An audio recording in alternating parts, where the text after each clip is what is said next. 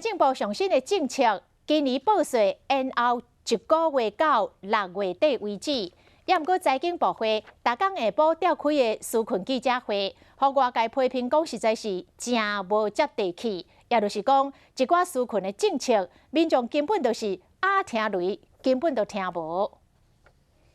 立委热问财政部长苏建荣甲金管会主委郭立雄做伙会谈。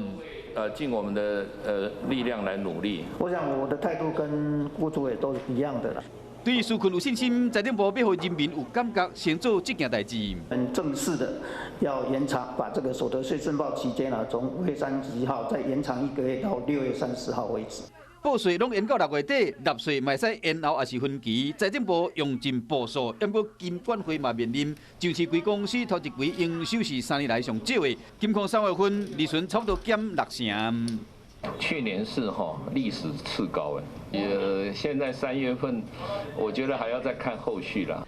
财经部会逐天爱甲个人报告纾困经济政策甲进度，听讲就是行政长苏贞昌要求要有个人知影政府拢咧做啥物代志，也过内容包括税务地价嘛引起无接地气的质疑。麻烦找一下那个龚正辉一下。纾困记者会找中央流行疫情指挥中心指挥官陈时中出席，报告快筛试剂研究。经济政策要怎像防疫同款，互人民听有，还阁用会到，恐也比街头研究数字，阁互这首长头壳听。